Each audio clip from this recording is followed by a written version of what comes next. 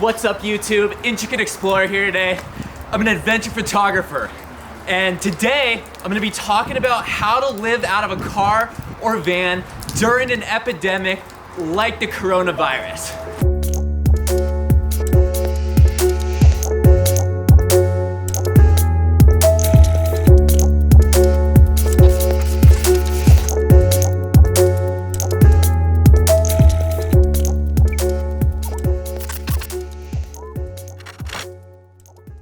So the first thing I did when I found out all the shit was going down was I basically just went and got a storage unit. And you could find them super cheap. I found this one for 16 bucks a month, climate controlled. You just gotta go to the parts of town where there's not a ton of people. The great thing about a storage unit is you don't have to worry about what's at the store at a certain time. So if you keep a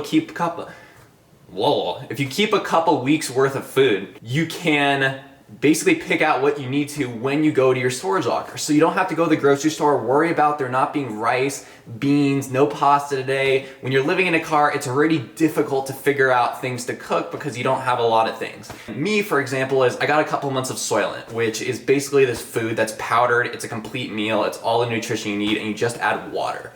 It's really simple. You don't have to get complex with cooking anything. And then every couple weeks, whenever I need food to put more in my car, I could just go into the storage unit, take it out, put it in my car, and expose myself to a massively smaller amount of people than having to go to the grocery store every couple days to get more food. And honestly, you don't really need a couple months. I like to have 2 months worth of food. That's what I like to keep in a storage unit. But as extreme as you want to get with this, you can keep toilet paper if you're into that. You can keep soap, whatever you need to have on, lockdown if you need it is a great place for a storage unit.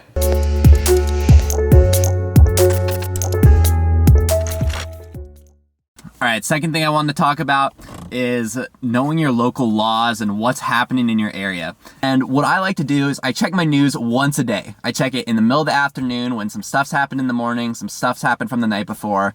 Then boom, I don't have to worry about it for the rest of the day. I don't have to get overwhelmed. I'm not scrolling through these news feeds and facts all day, freaking the fuck out. Once a day, informed, ready to go.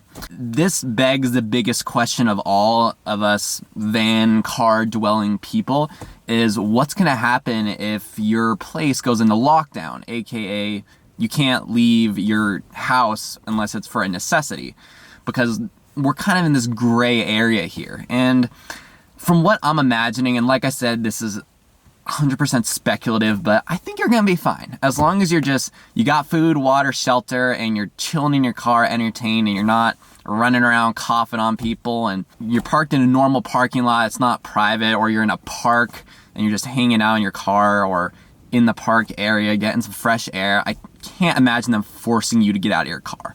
If they do, I would say have a backup family or friend you could stay with, but like I said, that's worst case scenario.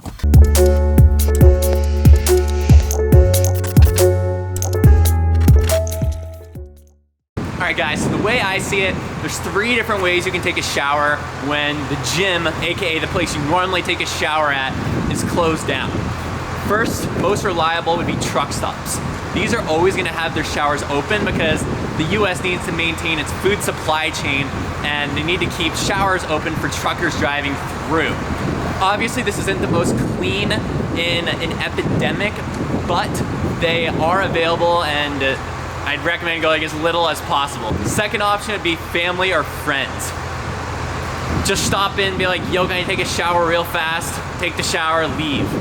Thirdly, you can go the natural route, which if you don't live somewhere like Colorado, you can find like rivers or lakes that are warm, basically just use biodegradable soap. And then there's different ways to take showers in these places. One, you can just get right in the river. Another way is you can get like this pouch where you can have the water basically dribble down onto you.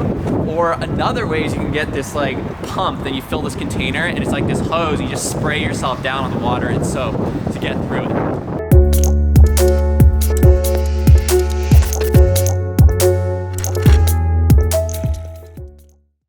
Alright, so arguably the hardest part of this is figuring out how to get into a good mindset, because it's really easy to go down that path of destructive thinking when you're living in a car and there's a pandemic. I've definitely had a few moments in the past week where I've legitimately been freaking the fuck out. And what I've learned to do to like help overcome that, and I'm by no means a pro at this, but just letting yourself watch movies you've always wanted to watch, learn things you've been meaning to learn, like if you want to learn more Photoshop or magic or sewing, whatever it is, just let those passionate things just overtake you and you can just put all your time and effort into it. Go on like hikes. At least, I mean, it's social isolation in its own way. You're out in nature, you're walking by yourself. I spent a couple hours just laying in the sun the other day when it wasn't snowing. It's also a great time to obviously call family, friends you haven't talked to in a while, get all that support. A bunch of me and my buddies have a game we play on our phones and we're just sitting there talking and playing on this game on my iPhone.